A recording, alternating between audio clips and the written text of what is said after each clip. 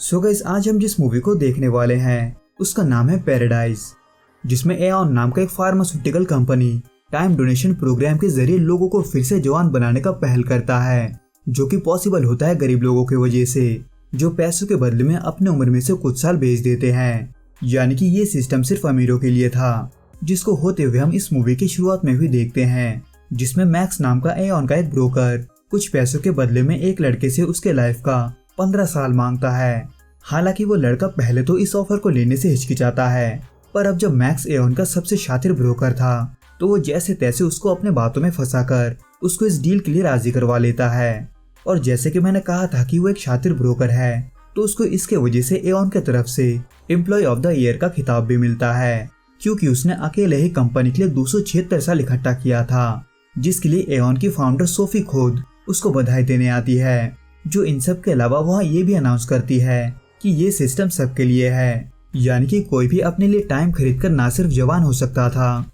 बल्कि वो लंबा जी सकता था, जो कि वैसे तो एक झूठ होता है, पर फिर भी अपने इरादों को अच्छा दिखाने के लिए वो कुछ नोबेल प्राइज विनर को अपने ट्रीटमेंट में शामिल करते हैं, ये बोलकर कि उन सभी का रिसर्च पृथ्वी और समाज के लिए जरूरी है। पर इस अनाउंसमेंट के अगले दिन ही नर्स के कपड़ों में एक लड़का एऑन के फैसिलिटी में उन सभी नोबेल प्राइज विनर को मार देता है जो उस ट्रीटमेंट का हिस्सा थे। लॉन्ग स्टोरी शॉर्ट, ये काम एडअप ग्रुप नाम के एक टेररिस्ट संगठन का था, जिनका मकसद था एऑन को रोकना, जिनकी लीडर इस हमले के बाद ही साफ कर देती है कि जो भी एऑन के ट्रीटमेंट का हिस्सा बनेगा वो उनके हाथों मारा जाएगा। जिसको सुनने के बाद एऑन की फाउंडर सोफी फ्यूचर में ऐसे हमलों को रोकने के लिए 2 एजेंट यानी कि नोवाक और काया को अपॉइंट करती है। पर इन सभी टेंशन से कोसों दूर मैक्स अपनी बीवी अलीना से दूसरा घर खरीदने की बात करता है, जबकि उसने अभी तक इस घर का लोन भी पूरा नहीं चुकाया था, और ऐसे इसलिए क्योंकि वो काफी अच्छा कमा रहा था, यहाँ तक कि उसे इसके वजह से अपने जॉब पर नाज भी था। लेकिन एक दिन जब वो अलीना के पिता के घर से लौट रहा था, तब वो वापस लौटकर अपने अपार्टमेंट को जलता हुआ देखता है। हालांकि पहले तो इसके वजह से मैक्स को उतना टेंशन नहीं होता, क्योंकि उसे ऐसा लग रहा था कि इंश्योरेंस कंपनी इसका भरपाई कर देगा, लेकिन असल में ऐसा नहीं था, क्योंकि मैक्स के लॉयर के हिसाब से उसके अपार्टमेंट में किसी शॉर्ट सर्किट के वजह से आग नहीं लगा था, बल्कि उनके जलाए हुए किसी मोमबत्ती के वजह से लगा था।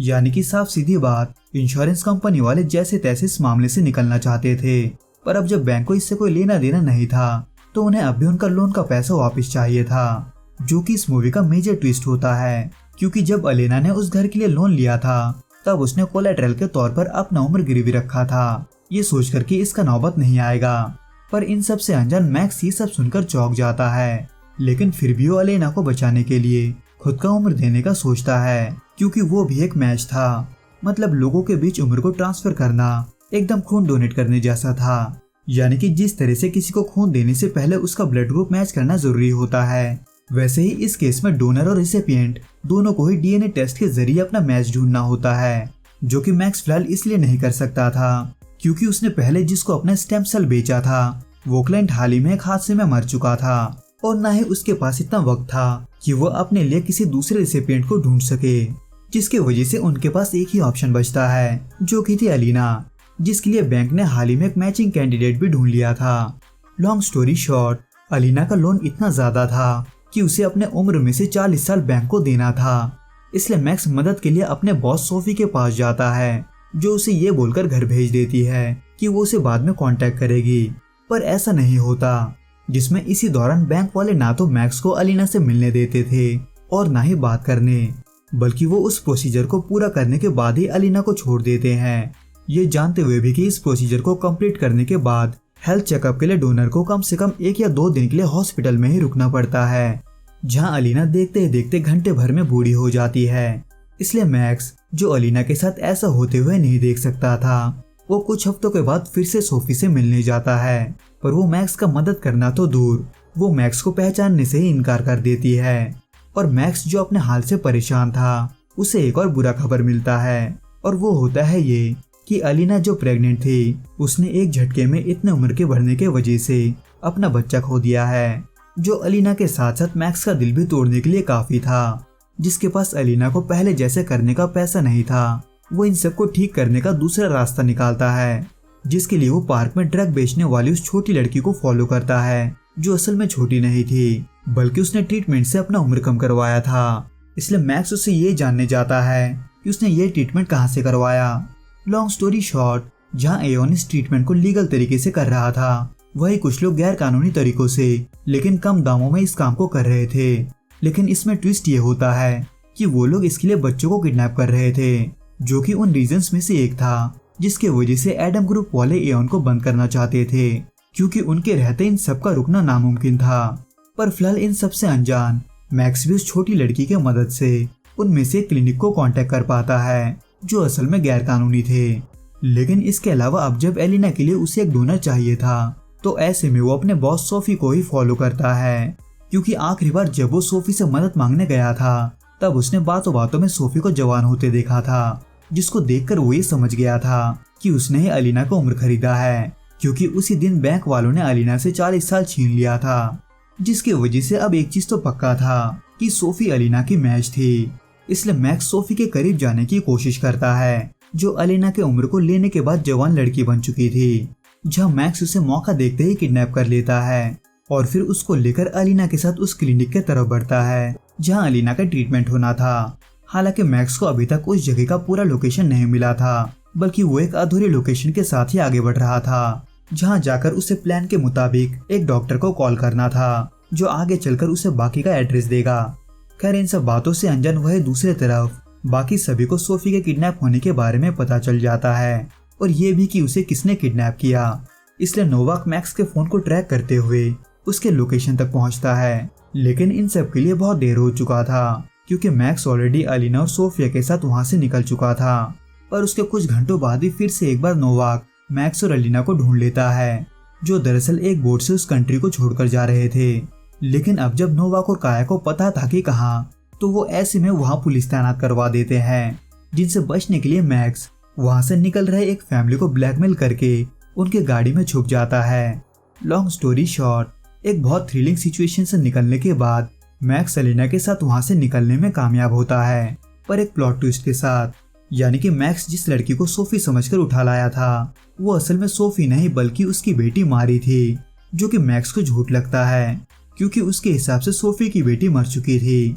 जो कि सही तो था। लेकिन जो मर चुकी थी वो सोफी की बड़ी बेटी थी, यानी कि मारी सच बोल रही थी। पर मैक्स ये समझकर उसका मुंह बंद कर देता है कि वो सोफी ना होने का नाटक कर रही है, जिसको लेकर दरअसल मैक्स इसलिए कंफ्यूज हुआ क्योंकि सोफी भी जवानी में लगभग मारी के तरह ही दिखती थी। इसलिए मैक्स इसी अनजाने में उसे सोफी समझकर एक बंद पड़े होटल में ले जाता है, तब तक के लिए जब तक कि वो डॉक्टर अपना लोकेशन ना भेज दे। हालांकि मारी के बातों पर अलीना को थोड़ा थोड़ा विश्वास होने लगा था, इसलिए वो इसको गलत समझते हुए उस ट्रीटमेंट को करवाने से मना करती है। पर मैक्स, जिसको बड़े मुश्किलों से ये मौका मिला था, वो नहीं रुकता, क्योंकि भले ही उन्होंने गलती से सोफी की बेटी को उठाया हो, लेकिन सोफी की बेटी होने की वजह से उसका डीएनए भी अलीना से मैच होना पक्का था, जो कि हुआ ही था कि तभी मारी शावर लेने के बहाने मैक्स पर हमला करके वहां से भाग जाती है। लेकिन वो ज्यादा दूर तक नहीं भाग पाती, क्योंकि दलदल में गिरने की वजह से उसे इवेंचुअली अलीना को मदद के लिए बुलाना पड़ता है,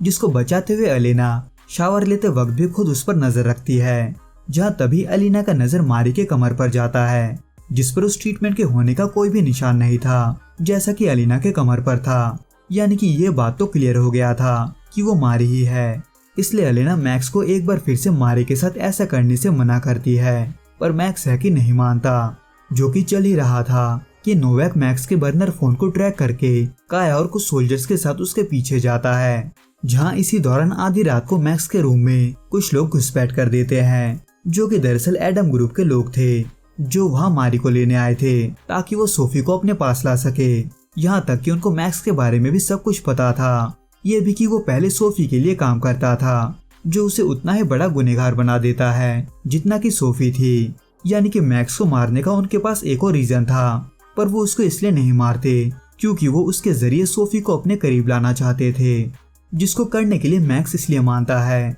क्योंकि एडम ग्रुप वाले उसे एक ऐसा राज बताते हैं जिसके बारे में उसे पता नहीं था। लॉन्ग स्टोरी शॉर्ट, मैक्स ने जब सोफी के लिए काम करना शुरू किया था, तब उसने मैक्स को अलीना के पास उसे डोनर प्रोग्राम में शामिल करने के लिए भेजा था, क्योंकि अलीना का डीएनए सोफी के साथ मैच था, जिससे सोफी फिर से जवान हो सकती थी। पर अब जब मैक्स उससे प्यार करने लगा था, तो उसने अलीना को डोनेशन प्रोग्राम में शामिल न करते हुए इन सब से अनजान अलीना से शादी कर लिया था, जिसके बाद उन्होंने भारी इंटरेस्ट रेट पर लोन लेते हुए अपने लिए घर खरीदा, जिसको जलाने वाली और कोई नहीं बल्कि सोफी थी, क्योंकि उसे ये पता था कि इसके वजह से बैंक वाले अलीना से उसका उम्र छीन लेंगे, जो कि सिर्फ अलीना का ही हो। इसलिए सोफी ने इस चीज को पक्का करने के लिए उस रिसिपिएंट को भी मरवा दिया था, जो मैक्स का मैच था, मतलब जो उसका उम्र खरीद सकता था। यानी कि मैक्स और अलीना के इस हालत का जिम्मेदार सिर्फ और सिर्फ सोफी थी, जो कि चल ही रहा था कि नोवाक और काया सोफी के साथ वहां पहुंच जाते हैं,